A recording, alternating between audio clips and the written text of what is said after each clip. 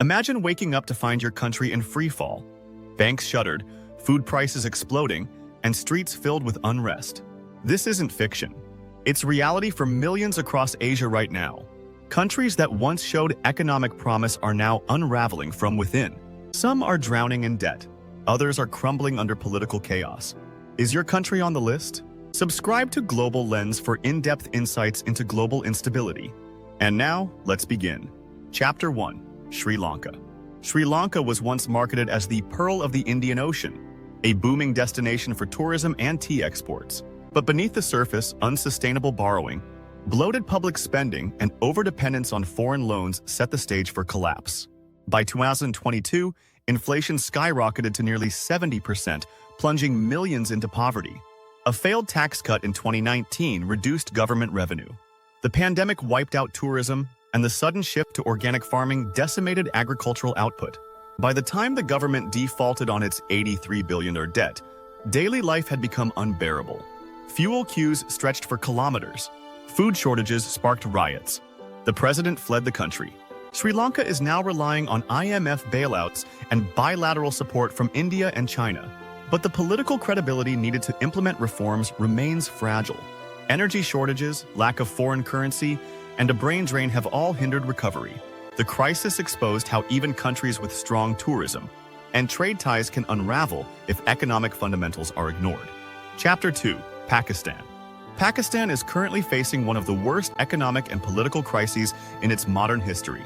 A nation of more than 240 million people is standing at the edge of default. Its foreign exchange reserves sank to a critical $3 billion in early 2023, barely enough to cover 3 weeks of imports.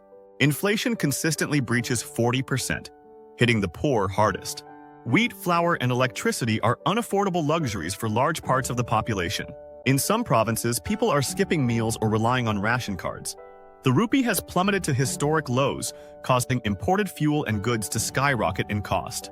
Rolling blackouts lasting 12 hours a day have become common in both urban and rural areas, leading to factory closures and job losses.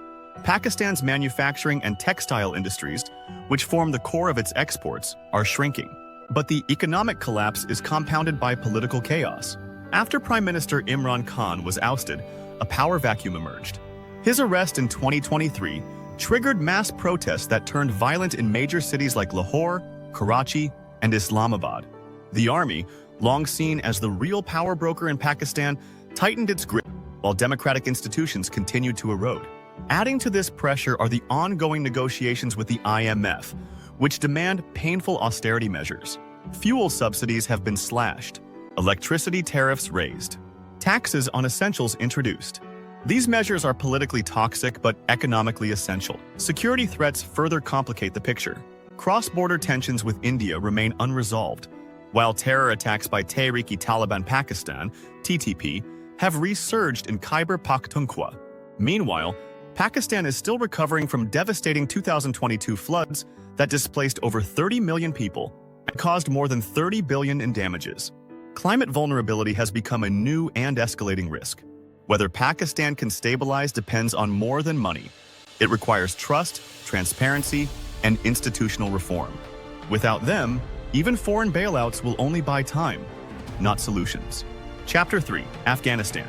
Afghanistan has spiraled into a humanitarian disaster of massive proportions. Since the Taliban took control in August 2021, the country has become isolated from the global financial system. Western sanctions and the freezing of $9 billion in central bank assets gutted any hope of economic normalcy. Over two-thirds of Afghans, more than 28 million people, now depend on food aid and humanitarian assistance. But even that aid is declining. The United Nations has warned of funding shortfalls that could force programs to shut down. Meanwhile, the country's GDP has shrunk by nearly 30% in 2 years. Women have been almost entirely erased from public life.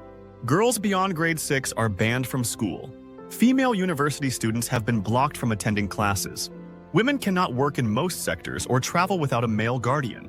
This social repression has devastated the labor force and further weakened the economy.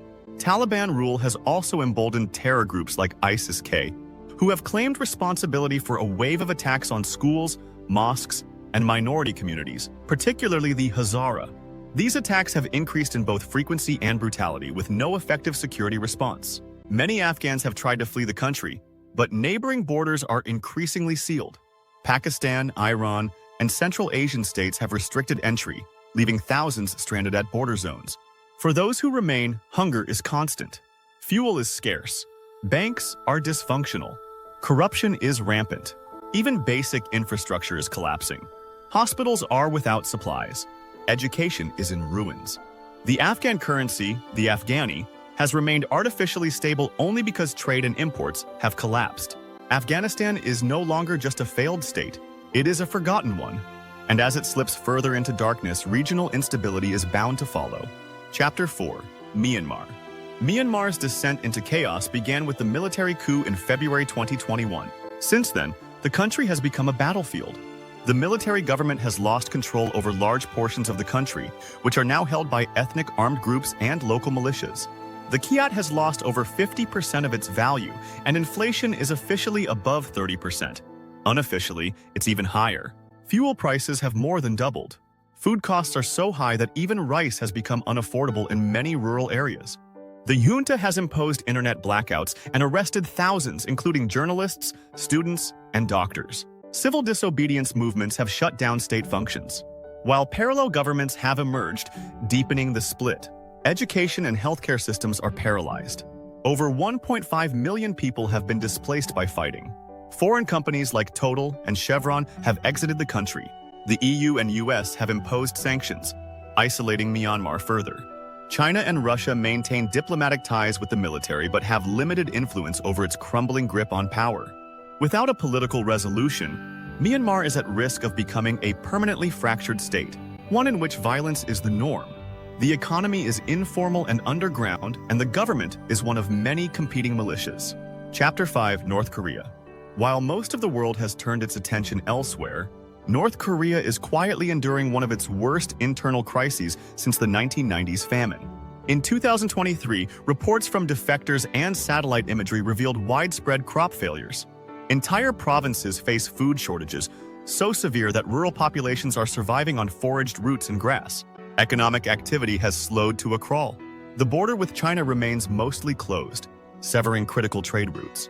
The regime's strict lockdowns and crackdowns have paralyzed smuggling operations, which previously sustained local markets. Even elites are feeling the squeeze. Black markets have collapsed, and corruption within the party ranks is being violently punished.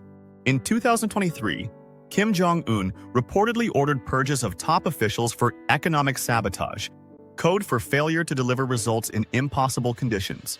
Meanwhile, the military consumes a vast share of the national budget, as North Korea continues missile testing to maintain global relevance. But each launch further isolates the country. With sanctions deepening and agricultural collapse underway, the population is sliding into desperation. Chapter 6. Lebanon. Lebanon's collapse may have begun in 2019, but by 2024 it has entered a new and more dangerous phase.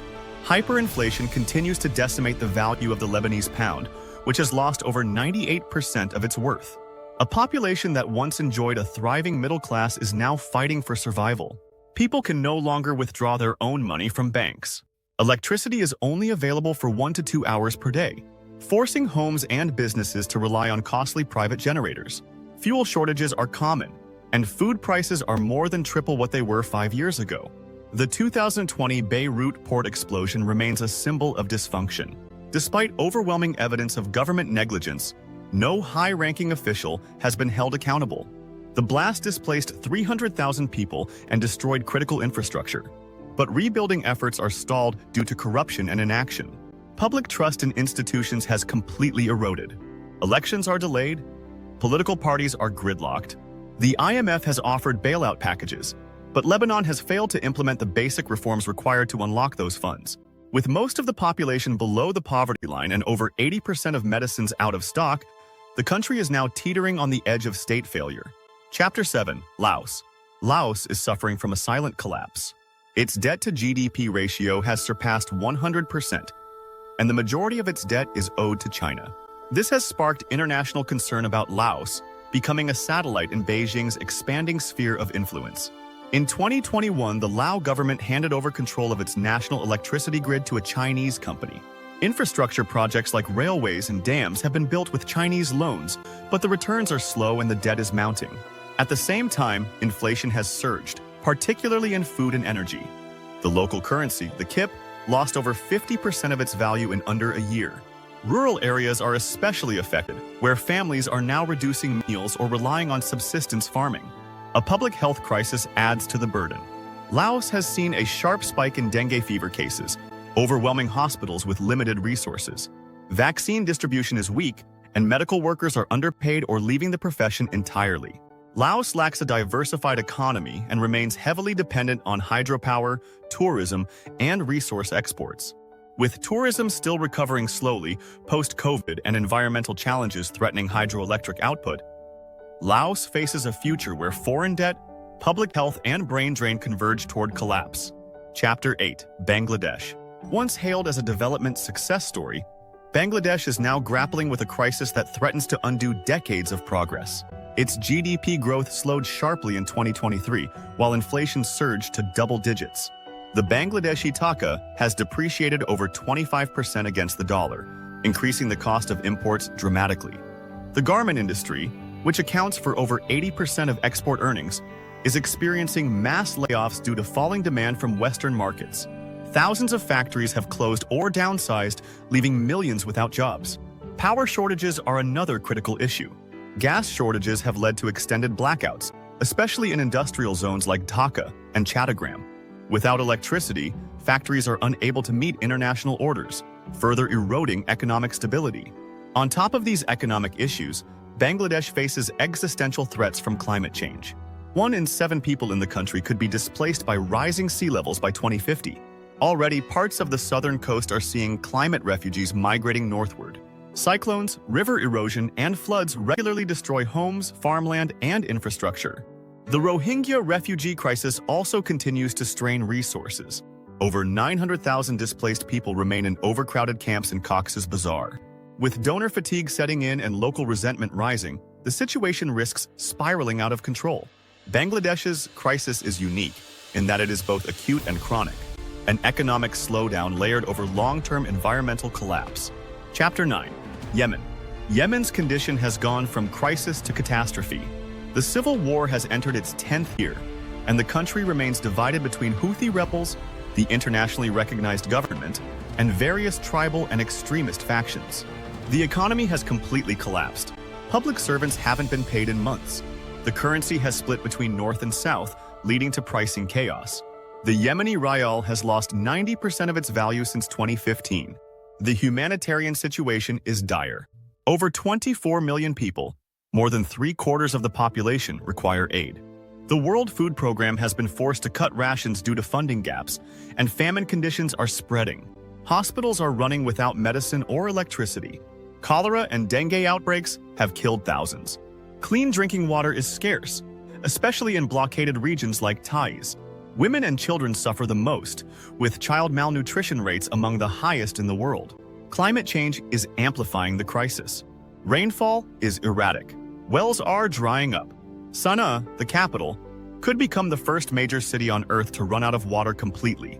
With no functioning national government, no rule of law, and a war economy based on smuggling and foreign aid, Yemen is not just collapsing, it's disappearing. Chapter 10: Kazakhstan. Kazakhstan's collapse is subtle, but no less dangerous. On paper, it has the largest economy in Central Asia, but that wealth is built on oil and gas, commodities whose global demand is volatile. In 2022, unprecedented protests erupted over fuel prices. But beneath that spark were years of frustration over inequality, nepotism, and authoritarianism. The government's violent crackdown revealed how fragile Kazakhstan's political stability truly is. The economy has since been hit hard by inflation, currency devaluation, and capital flight. The tenge, Kazakhstan's currency, has steadily weakened. Prices for food and housing are outpacing wages. Unemployment is rising, especially among the youth. Geopolitically, Kazakhstan is under immense pressure. Russia, still reeling from the war in Ukraine, seeks to reassert influence over former Soviet republics. China, meanwhile, is investing heavily in Kazakhstan's infrastructure and energy sectors, tightening its grip. At the same time, Kazakhstan is struggling with an environmental legacy from its Soviet past. The Semipalatinsk nuclear testing site left vast areas of the country radioactive. The Aral Sea, once the world's fourth-largest lake, has nearly dried up due to irrigation mismanagement, displacing entire communities. Without serious economic diversification and political reform, Kazakhstan risks sliding from controlled authoritarianism into full-blown instability. 10 countries, 10 collapses unfolding in real time. From violent coups and failed states to economic freefalls and climate disasters, Asia is facing a wave of instability unlike anything seen in decades. These are not isolated crises, they are deeply interconnected. When one nation collapses, its neighbors feel the pressure. Refugee flows surge. Trade routes shift. Extremism spreads. Global stability weakens. These stories aren't just about politics, they're about people. Millions of lives are being upended. Families are forced to flee. Children are growing up in war zones. Entire nations are being erased not just from maps, but from memory. So the real question is, who's next? Which country on this list shocked you the most? What did we miss? Join the discussion in the comments. And if you value real, uncensored reporting on the world's most urgent issues, hit that like button and subscribe to Global Lens. Stay informed, stay aware. Because silence is no longer an option.